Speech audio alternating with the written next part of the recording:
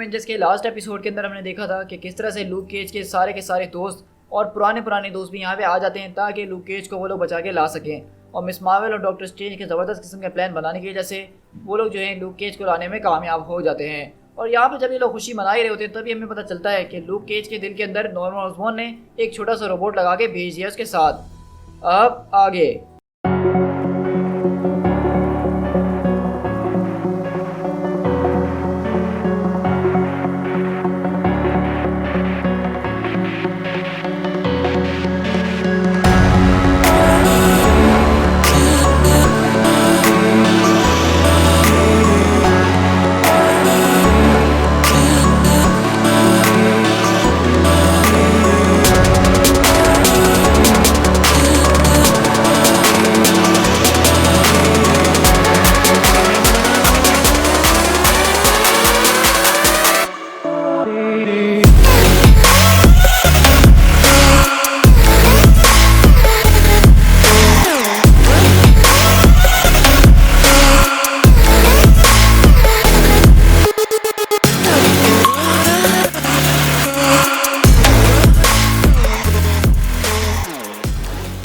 से लूक उठता और कहता है कि ऑल राइट, मेरी बच्ची का है, मुझे उससे मिलना है। तो जेसिका बोलती है कि नहीं लूक, तुम अभी लेटे रहो, तुम्हारी एक हार्ट अटैक हुआ था और उसकी सर्जरी हुई है, प्लीज़ थोड़ा रिलैक्स करो।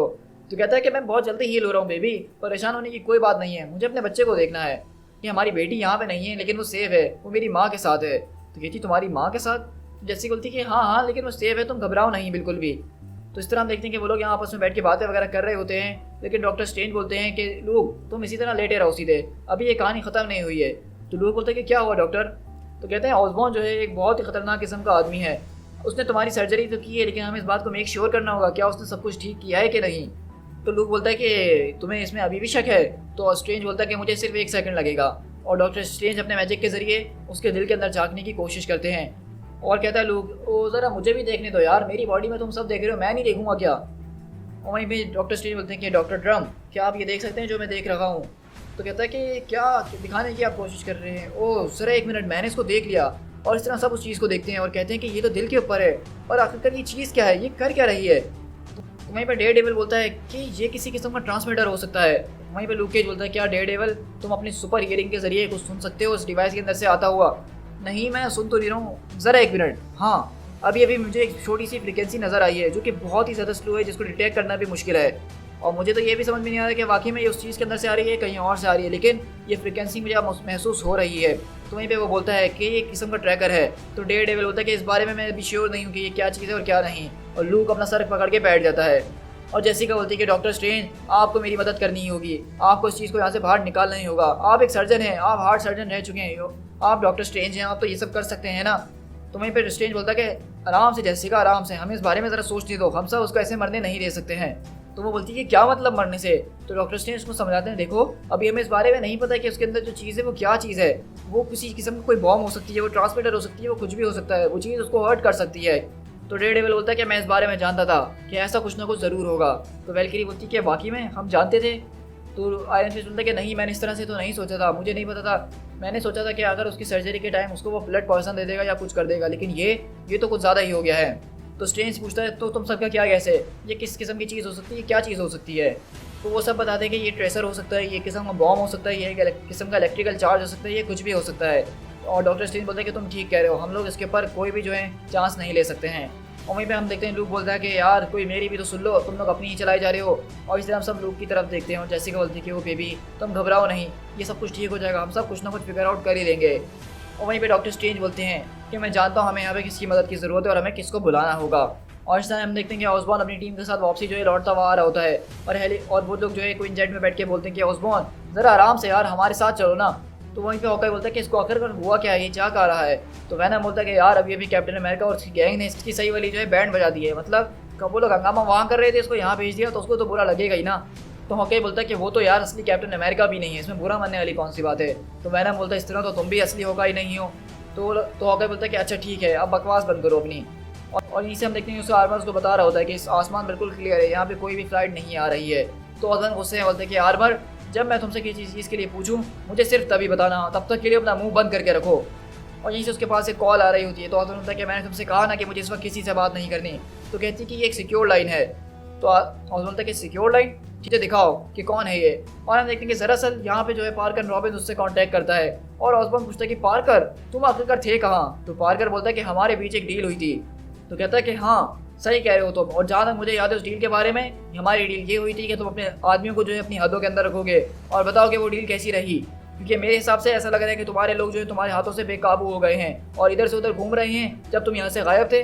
तो अहूड बोलता है कि मुझे माफ़ करना, लेकिन मैं क्या करूँ, मैं अपने कुछ पर्सनल इश्यूज़ के साथ डील कर रहा था। तो वहीं पे ऑसबॉर्न बोलता है कि डॉक्टर हॉरो ने मुझे बताया था कि तुम अपनी शक्तियाँ खो चुके हो। तो अहूड बोलता है कि नहीं, अब मैं ठीक हूँ बिल्कुल। तो ऑसबॉर्न बोलता है कि तुम जानती हो ना कि जिस टीम के अंदर मैंने तुम्हें शामिल करा है वहाँ पे सिर्फ पावरफुल लोगों का ही काम है पार्कर, और अगर तुम्हारे पास पावर नहीं है तो तुम मेरे लिए बेकार हो। लेकिन वहीं पे दाहूड अपने हाथों में स्टोन दिखाता और कहता है कि मैं बिल्कुल ठीक हूँ, मैंने कहा ना मुझे लोकी की मदद मिली है। लोकी आखिरकार तुम्हारी मदद क्यों करेगा तुम्हें पावर्स वापसी दिलाने में। तो कहता है कि इस बारे में तो मुझे नहीं पता, तुम चाहो तो उससे जाके खुद पूछ लो, लेकिन अभी के लिए बात यह है कि मैं बिल्कुल वापसी आ चुका हूँ जैसे मैं पहला था, या फिर ये कहूँ कि मैं पहले से भी बेहतर हो चुका हूँ। तो ऑसबॉर्न बोलता है कि डॉक्टर जॉनस हॉरो जो हैं तुम्हारी पूरी की पूरी टीम को मेरे सामने सरेंडर कर चुके हैं पब्लिक के अंदर। उन्होंने उस डील को जो है ख़त्म करके एक नई डील बनाई है जो कि मेरी और तुम्हारे बीच पहले हुई भी थी। तो पार्कर पूछता है क्या तुमने उसके साथ डील कर ली है। कहता है कि मैंने तुम्हारे साथ डील करी थी लेकिन तुमने उस डील को पूरा नहीं करा। तो वहीं से पार्कर बोलता है कि और हॉरो, तो बोलता है कि वेल अब इस बारे में मैं क्या कहूँ। तो कहता है कि तुम अब इस बारे में क्या करोगे। और ऑसबॉर्न वहाँ से आगे बढ़ जाता है और हम यहाँ से अगले पल शिफ्ट होते हैं डॉक्टर हैंक पिम के पास, जो कि इस वक्त दवास का सूट पहने हुए और अपने आप को दवास बुला रहे हैं। और इस तरह हम देखते हैं यहाँ पे इनको इसीलिए बुलाया गया है ताकि ये अपने साइज़ को छोटा करके लूक केज की बॉडी के अंदर जाएं और पता लगाए कि ये आखिरकार है क्या चीज़। और बेसिकली डॉक्टर स्ट्रेंज वगैरह सब उनको यहाँ पे यही बताने की कोशिश कर रहे होते हैं कि क्या हो रहा है और क्या नहीं। और इस तरह हम देखते हैं कि अगले पल जब वो लोग ये सारी बातें कर रहे होते हैं कि अब आगे वो क्या करें और क्या नहीं, तो वहीं से हम देखते हैं कि न्यू मेजर्स की टीम लौट के वापसी आ जाती है और वो कहता है कि हे गाइस। तो आयरन फिस्ट बोलता है कि तुम लोग इतनी जल्दी आ गए। तो कहता है क्या करें, हमने वहाँ जाके सबका काम 2 मिनट में तमाम कर दिया, अब हम इसीलिए वापस चले आए। तो रॉनिन बोलता है कि वेल अगर हम लोग यहाँ पे कैंप हैमर से आ चुके हैं तो हमें यही सोचना पड़ेगा कि ऑसबॉर्न भी यहाँ पे आता ही होगा, चलो हमें इस जगह को खाली करके कहीं और अब शिफ्ट हो जाना चाहिए। तो डॉक्टर स्ट्रेंज बोलते हैं कि नहीं अभी नहीं। तो कैप्टन अमेरिका बोलते हैं कि क्यों क्या हुआ। ओ लूक माय बॉय कैसे हो तुम, ठीक हो। वहीं पे डॉक्टर हेनरी पेम बोलते हैं कि डॉक्टर स्ट्रेंज क्या आप तैयार हैं। तो कहते हैं कि मैं बिल्कुल तैयार हूँ। तो कहता है कि ये थोड़ा सा आपको वियर्ड लगेगा लेकिन इसको सह लीजिएगा। तो कहता है कि मैं अपनी बॉडी को अक्सर जो है छोड़ के एस्ट्रल प्लेन के अंदर घूमता रहता हूँ, मेरे ख्याल से मैं इस चीज़ को हैंडल कर लूँगा। तो कहता है कि हाँ आपने जो किया है वो इससे कहीं बहुत ज़्यादा अलग है, अपनी आंखें बंद कर लीजिए, आपको ज़्यादा अजीब नहीं लगेगा। और हम देखते हैं कि डॉक्टर स्ट्रेंज अपनी आंखें बंद करते हैं और वो बोलता है कि आप खोल लो इनको। और हम देखते हैं कि डॉक्टर स्ट्रेंज को भी वो अपनी जैसा छोटा कर देता है ताकि ये दोनों अंदर जाके पता लगा सकें कि अंदर लूक केज की बॉडी के साथ क्या किया गया है। और यहीं से डॉक्टर हैंक पिम बोलते हैं कि लूक एक गहरी सांस लो, और इस तरह वो दोनों उसकी बॉडी के अंदर घुस जाते हैं। तो वहीं पर स्पाइडरमैन होता है कि यार ये कितना वियर्ड है, अभी लिटरली तुम्हारे अंदर जो है इस वक्त 2 आदमी घुसे हुए हैं, तुम्हें कैसा लग रहा है। तो लोग बोलते हैं कि यार प्लीज़ इस बात को मुझसे दोबारा मत कहना, ये बहुत अजीब लग रहा है। तो वहीं पे वास पूछता है कि डॉक्टर आप ठीक है। तो कहता है कि हाँ मैं ठीक ही हूँ, ये बताओ कि अब हमें क्या करना होगा। तो वो बोलता है कि ये कितना ज़्यादा फैसिनेटिंग है ना, हमने इतने साल बायोलॉजी को स्टडी करा और अब देखो हम कहाँ से कहाँ पहुँच चुके हैं। तो वो कहते हैं कि वो रही वो छोटी सी चीज़। तो हैंक पिम बोलते हैं कि ये जो एक छोटा सा बहुत बारीक सा सिग्नल यहाँ से भेज रही है, नॉर्मन ऑसबॉर्न किसी भी वक्त यहाँ पे जो है पहुँचता ही होगा। तो डॉक्टर स्ट्रेंज बोलते हैं इसका मतलब ये है कि हमें जल्द से जल्द इस चीज़ से छुटकारा पाना ही पड़ेगा। लेकिन वहाँ हम देखते हैं कि बाहर अचानक डेयरडेविल बोलता है कि बस ज़रा खामोश हो जाओ, अपनी अपनी आवाज़ें बंद करो। तो कैप्टन अमेरिका बोलते हैं कि क्या हुआ। तो डेयरडेविल बोलता है कि मुझे उस सिग्नल को सुनने दो, अभी वो सिग्नल जो एकदम चेंज हो गया है। और इस तरह हम यहाँ से हैमर हेलिकैरियन के अंदर शिफ्ट होते हैं जहाँ पे विक्टोरिया उससे बात करने की कोशिश कर रही होती है और कहती है कि आखिरकार आप हैं कहाँ, पिछले आधे घंटे से मैं आपसे बात करने की कोशिश कर रही हूँ। तो कहता है कि क्या हुआ, अब मैं यहाँ मौजूद हूँ, बताओ क्या प्रॉब्लम थी। तो कहती है कि हमें सिग्नल मिल चुका है, हमें लूक केज की लोकेशन मिल गई है। तो वो पूछता है कि कहाँ हैं वो लोग। तो विक्टोरिया बोलती है कि वो लोग लॉन्ग आइलैंड के ऊपर हैं। तो ओदन पूछता है क्या वो लोग मूव पे हैं। तो कहती है कि नहीं वो सिग्नल बहुत ज़्यादा स्टडी है, ऐसा लग रहा है कि वो लोग कहीं पे रुके हुए हैं। तो वहीं पे ऑसबॉर्न बोलता है कि ठीक है डॉक्टर हॉरो को बोलो कि उस तमाशे को शुरू करें। तो वहीं पे विक्टोरिया बोलती है कि इसका क्या मतलब है। तो ऑसबॉर्न बोलता है कि तुम बस उनसे कह देना, वो इस बात को समझ जाएंगे, और एवेंजर्स की टीम तुम लोग मुझे फॉलो करो। तो वहीं पे हॉकाई बोलता है कि यार इस बार तो इसने सैबल भी नहीं बोला। तो डैकन बोलता है कि किसको परवाह है। तो कहता है कि यार मुझे तो थोड़ी थोड़ी परवाह होने लगी है यार। वहीं से डॉक्टर स्ट्रेंज बोलते हैं कि मैं कंटेनमेंट स्पेल को पढ़ना शुरू करता हूँ। और हैंक बोलते हैं कि हाँ, और मैं इसको जो है छोटा करने की तैयारी करता हूँ ताकि हम इसको टच किए बगैर यहाँ से हटा लें। और वहीं से वो बोलते हैं ठीक है फिर आप तैयार रहेगा 3 गिनते ही। लेकिन अचानक उनको किसी चीज़ फील होती है तो वो पूछते हैं कि ये क्या हुआ। तो डॉक्टर स्ट्रेंज बोलते हैं कि ये मैंने नहीं किया। तो हैंक बोलते हैं कि कुछ गड़बड़ ज़रूर है, यहाँ पे चीज़ें सही नहीं चल रही हैं। वहीं पे जेसिका पूछती है कि बताओ डेयरडेविल यहाँ पे हो क्या रहा है। तो डेयरडेविल बोलता है कि इसने सिग्नल अभी दोबारा चेंज किया है, पहले ये तो अलग तरीके से सिग्नल को चला रहा था लेकिन अब ये सिग्नल जो है बहुत ज़्यादा तेज़ होते जा रहा है। तो वहीं पे जेसिका पूछती है इसका क्या मतलब है। तो मैं बस पार्टनर बोल रहा है इसका मतलब तो ये है कि वो किसी चीज़ के लिए बिल्डअप कर रहा है, मतलब एक तरह की काउंटडाउन चल रही है। तो जेसिका बोलती है कि काउंटडाउन किस चीज़ के लिए? तो वहीं पे आयरन फिस्ट बोलता है कि लगता है कि डॉक्टर स्ट्रेंज ठीक कह रहे थे, ये किस्म का बॉम्ब है। और वहीं पे लूक केज बोलता है अबे यार बस भी करो यार, मेरा दिन वैसे ही इतना बर्बाद जा रहा हो, तुम लोग उसको और बर्बाद करने के अंदर लगे हुए हो। मतलब आप इमेजिन कर ही सकते हैं इस वक्त एक आदमी जिसके अंदर 2 आदमी घुसे हुए हों और एक बॉम्ब को निकाल रहे हों, और अब इनको ये बात पता चल रही है कि वो बॉम्ब बहुत जल्द फटने वाला है, तो उस आदमी की तो फट के 4 हो ही जाएगी ना यार। और अगले पल हम देखते हैं कि ऑसबॉर्न यहाँ पे फुल स्पीड से इनका पीछा करते हुए आ रहा होता है, और अंदर डॉक्टर स्ट्रेंज और वो लोग जो है इस बॉम्ब को निकालने की पूरी कोशिश कर रहे होते हैं। और यहीं से हम देखते हैं कि जेसिका जो है रोना शुरू कर देती है दोबारा से, जैसा कि शुरू से वो रोते हुए आ रही है। और मिस मार्वल कहती है जेसिका मेरी बात ज़रा गौर से सुनो। तो लूक कहता है कि उसकी बात सुनो जेसिका, वो क्या कह रही है। और लेकिन अगले पल हम देखते हैं कि ऑसबॉर्न यहाँ पे पहुँच चुका होता है उस घर के अंदर जहाँ पे लूक केज वगैरह मौजूद हैं। और वहीं पे सेंट्री बोलता है तो क्या मैं अंदर घुस के सबका काम तमाम करूँ? तो कहते हैं कि नहीं ज़रा रुक जाओ। और अगले पल डॉक्टर स्ट्रेंज वहाँ पे उसको बोलते हैं कि केयरफुल। और वहीं पे हम देखते हैं कि डॉक्टर स्ट्रेंज और हैंक भी उसको ठीक करने के अंदर लगे हुए होते हैं। और यहीं से ऑसबॉर्न बोलते हैं कि विक्टोरिया कम इन, क्या तुम मुझे सुन सकती हो? उस सीक्वेंस को फ़ौरन रोको, डॉक्टर हॉरो को बोलो कि वो चीज़ ख़त्म करें फ़ौरन। तो वो कहती है कि क्या मुझे आपकी आवाज़ नहीं आ रही है? तो कहता है कि मेरी कान खोल के बात सुनो, डॉक्टर हॉरो को बोलो कि उस चीज़ को फ़ौरन बंद करे, शट इट डाउन नाउ। लेकिन हम देखते हैं कि वहाँ पे जो है विक्टोरिया को समझ में नहीं आ रहा होता और ना ही उनसे वो चीज़ बंद हो रही होती है। और अगले पल हम देखते हैं कि ऑसबॉर्न बोलता है कि बॉब तुम जाओ फ़ौरन। तो बॉब बोलता है कि आखिरकार वहाँ पे हो क्या रहा है? तो कहता है कि जाओ अंदर बस। वहीं पे डॉक्टर हॉरो आता और कहता है कि Osborne this is doctor harrow, तुमने जिस चीज़ को ऑन करने के लिए कहा था उसको यहाँ से बंद करने का कोई तरीका नहीं है। ऑसबॉर्न बोलता है कि यू सन ऑफ आ। और अगले पल हम देखते हैं कि वहाँ से वो सब निकल गए होते हैं और उस चीज़ को वहाँ पे छोड़ के चले गए होते हैं, जिसकी वजह से हम देखते हैं कि अब बहुत देर हो चुकी होती है और वो जो घर होता है उसके तो चीथड़े उड़ जाते हैं। और सेंट्री बोलता है कि यार ये मैंने तो नहीं करा है। तो वहीं पे ऑसबॉर्न गुस्से से चिल्ला रहा होता है, वो पागल हो गया होता है और अपना हेलमेट उठा के ज़मीन में फेंकता है। और वहीं पे मिस मार्वल वगैरह बोलती है कि हो एरिस बोलता है कि ये घर किसका था आखिरकार? तो ऑसबॉर्न बोलता है कि ये मेरा ही घर था। और इसी वजह से हम देख रहे हैं कि ऑसबॉर्न को इतना ज़्यादा गुस्सा आ रहा है। मतलब आप देख रहे हैं कि एवेंजर्स दरअसल इतने टाइम से ऑसबॉर्न के घर के अंदर ही जाके बैठे हुए थे और उसी की डिवाइस से उसी के घर को उड़ा दिया। किसी की सही तरीके से जलाने का level multiply by infinity is equals to new Avengers. और इसी तरह हम एवेंजर्स के हाइड आउट के अंदर शिफ्ट होते हैं जहाँ पे अब सच में जो है एक तरह की सेलिब्रेशन मनाई जा रही है और सब काफ़ी ज़्यादा खुश होते हैं और बोल रहे होते हैं कि यार हमने ऑसबॉर्न को सही वाला पागल बनाया, उसका हमने समर हाउस उड़ा दिया, काफ़ी ज़्यादा मज़ा आएगा। तो वहीं पे जेसिका ड्रू पूछती है आखिरकार स्पाइडरमैन तुम्हें ऑसबॉर्न के बारे में इतना पर्सनल लाइफ के बारे में कैसे पता है? तो बोलता है कि तुम्हें क्या लगता है कि मैं सिर्फ एक प्रिटी मास्क हूँ? नहीं ना, मेरे पास ऐसे बहुत से राज हैं जो तुम लोग को नहीं पता, और हमें पता है कि स्पाइडरमैन को ऑसबॉर्न के बारे में इतना कैसे पता है। वहीं पे देखते हैं लूक बैठता है और कहता है कि मैं बिल्कुल ठीक हूँ। तो जेसिका बोलती है कि नहीं तुम ठीक नहीं हो, तुम आराम करो। और इस तरह हम देखेंगे कि जेसिका की माँ यहाँ पे आती है उसके बच्चे को लेके, और लूक अपनी बच्ची को देख के काफ़ी ज़्यादा खुश हो रहा होता है। और वहीं पे मिस मार्वल बोलती है कि चलो दोस्तों अब हमें थोड़ी देर के लिए लूक और उसकी फैमिली को अकेले छोड़ देना चाहिए। तो वहीं पे लूक बोलता है कि हे ज़रा एक मिनट, आज तुम सबने मेरे लिए जो करा है वाकई में मैं उसको कभी ज़िंदगी भर में भी भूल नहीं पाऊँगा, और मुझे नहीं पता कि मैं कैसे तुम लोग का ये कर्ज उतार पाऊँगा। तो आयरन फिस्ट बोलता है कि वो तो तुम ऑलरेडी कर चुके हो लूक केज, क्योंकि ये तुम्हारा कर्जा नहीं था बल्कि ये तुमने कमाया था और ये हमारा फर्ज था तुम्हारा साथ देना। और इस तरह हम देखते हैं कि जेसिका लूक वगैरह वहाँ पे आपस में बातें करते हैं और एक तरह की हमें हैप्पी एंडिंग यहाँ पे नज़र आती है। और इस तरह हम लोग यहाँ से हैमर हेलिकैरियर के अंदर शिफ्ट होते हैं जहाँ पे पूरा का पूरा क्राइम सिंडिकेट जमा हुआ है डॉक्टर हॉरो के साथ, और यहाँ पे ये लोग सब आपस में यही बातें कर रहे होते हैं अब हम ऑसबॉर्न के लिए काम कर रहे हैं, और कम से कम हमें इस बारे में पता तो है कि हम ऑसबॉर्न के लिए काम कर रहे हैं, ना कि द हुड की तरह जिसने हमें पहले कुछ बताया नहीं था और अपने मतलब से काम करवा रहा होता था। और यहीं अगले पल हम देखते हैं कमरे के अंदर डॉक्टर हॉरो आते हैं और कहते हैं ओ तुम सब यहाँ पे क्या कर रहे हो? तो ब्रेकर बोलता है कि हमें तो यही कहा गया था कि डॉक्टर हॉरो हमारा इंतजार कर रहे हैं, इसलिए हम सब यहाँ तुम्हारा इंतजार कर रहे थे। मुझसे तो ये कहा गया था कि ऑसबॉर्न हमसे एक मीटअप करने वाला है और इसलिए मुझे बुलाया गया था। तो वहीं पे वो बोलता है कि वेल ये तो काफ़ी वियर्ड बात हुई है ना। तो हॉरो बोलता है कि हाँ हो सकता है, या फिर ये भी हो सकता है कि वो आज हम सबसे ही बात करना चाहता हो इसलिए हम सबको यहाँ पे बुलाया हो। और वहीं से पीछे से बात आती है कि हाँ ठीक कहा, ऐसा हो सकता है लेकिन ऐसा होगा नहीं, क्योंकि हम अगले पल देखते हैं कि यहाँ पे द हुड आता है और अपने गन के जरिए डॉक्टर हॉरो की खोपड़ी उड़ा देता है और वो चिल्लाते बोलता है कि यू इडियट्स, तुम लोग ने आखिरकार अपने आप को समझा हुआ क्या है? तुम लोग मुझसे गद्दारी करोगे, मुझसे, जबकि मैंने तुम सबके लिए इतना सब कुछ किया है, तुम लोग को जेल में सड़ने से बचाया है, तुम लोग को पैसा दिया है, तुम लोग को पावर दी है, उसके बावजूद तुम मुझसे अपनी पीठ फेरोगे? मैंने तुम लोगों से कहा था कि मेरे साथ बने रहो, आखिर में हमारे पास एक बहुत बड़ा काम है, उस काम को करने के बाद हमें बहुत ज़्यादा पैसा मिलेगा, लेकिन अब तुम लोग ने सब कुछ बर्बाद कर दिया है। लेकिन यहीं से ब्रेकर सामने आता और कहता है कि तुम बिल्कुल अपना मुंह बंद करके रखो, तुम अपनी बकवास हमारे सामने करना भी नहीं, तुम इतने टाइम से ऑसबॉर्न के लिए काम कर रहे थे और तुमने हमें बताया भी नहीं था। तो कहता है कि नहीं, बात असल में ये कि ऑसबॉर्न तुम लोग को ठिकाने लगाना चाहता था, वो नहीं चाहता था कि तुम लोग शहर में से आज़ादी से घूमो, लेकिन मैंने ऑसबॉर्न से डील करी कि नहीं, इस तरह से डील कभी भी नहीं होगी, मेरे बंदे फ्रीली घूमेंगे। और उसने बोलता है कि ये बात ठीक है, हुड ने मुझसे यही कहा था और मैंने उससे ये सौदा करा था कि अगर मेरे बंदे घूमेंगे आज़ादी से तो मैं तुम्हारे लिए काम करूँगा बिना उनको बताए।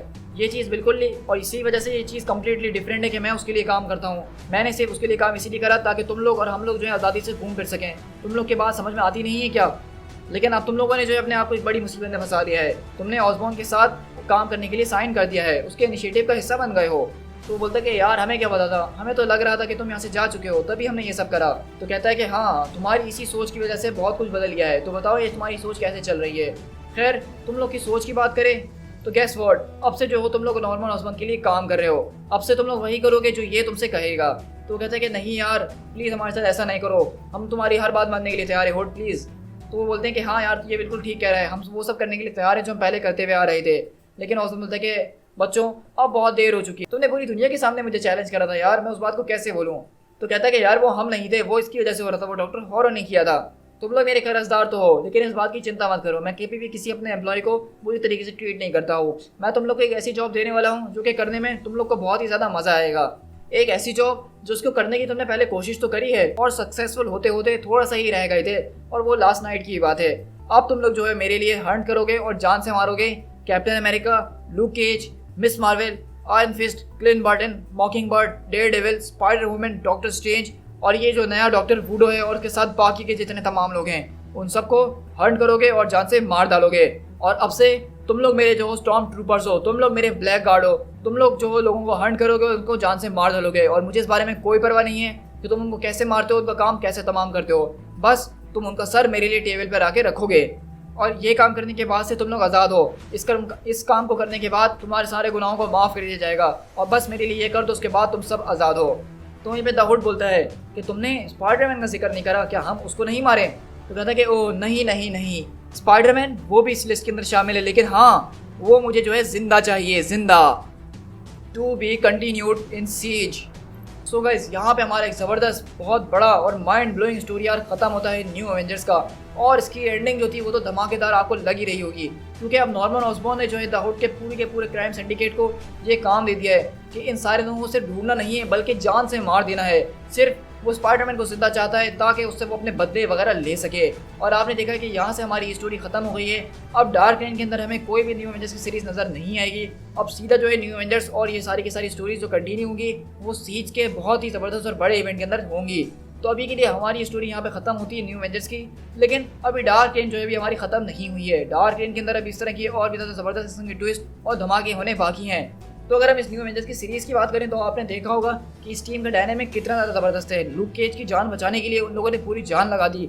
डॉक्टर स्ट्रेंज, ब्रदर वुडो, डेयरडेविल, उन्होंने हर किसी की मदद को इस्तेमाल करा ताकि वो लूक केज को छुड़वा सकें। और हमने देखा कि न्यू एवेंजर्स ने कितनी ज़बरदस्त तरीके से ऑसबॉर्न को जो है पागल बनाया, और इसी पागल बनाने की वजह से ऑसबॉर्न का गुस्सा जो है अब इतना बढ़ गया है कि अब उनको वो सिर्फ पकड़ना या हराना नहीं चाहता है बल्कि जान से मार देना चाहता है, उनसे अपनी जान छुटवाना चाहता है। तो अभी के लिए हम अपनी जो है डार्क रेन की सीरीज़ को कंटिन्यू करेंगे, और इस तरह की अभी और भी ज़्यादा ज़बरदस्त सीरीज़ बाकी हैं इस डार्क रेन को ख़त्म होने से पहले।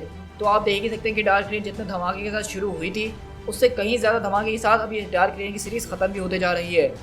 आई होप कि आपको मेरी वीडियो काफ़ी ज़्यादा पसंद आई होगी। इस सीरीज़ को बनाने में मुझे काफ़ी ज़्यादा मेहनत लगी है, और मैं चाहता हूँ कि आप सब अपने लिए एक छोटी सी तालियां बजा लें। उसकी वजह ये है कि आज हमने जो है अपने चैनल के ऊपर न्यू एवेंजर्स के 60 इशूज़ ख़त्म कर लिए हैं। मतलब जो इशू मैंने आपके साथ आज भी शेयर किया है वो न्यू एवेंजर्स वॉल्यूम 1 का 60th इशू था, और इसके हमने जो है इशू 1 से इसको स्टार्ट करा था, जो कि हम चलाते हुए आ रहे थे। और ये एक बहुत बड़ी बात है कि हमने हर एक एपिसोड, हर एक इशू को जो है कवर करा है सीरीज़ के, और हमने 60 इशूज़ इसके कवर कर लिए हैं। तो मैं चाहता हूँ जो लोग मेरे साथ इस जर्नी के अंदर मौजूद थे इसके 60 इशूज़ के अंदर, वो अपने लिए तालियां बजा लें, क्योंकि हमने एक चैनल के ऊपर एक तरह का अचीवमेंट अनलॉक कर लिया है, और वो सिर्फ मेरे लिए नहीं बल्कि आप व्यूवर्स के लिए भी है।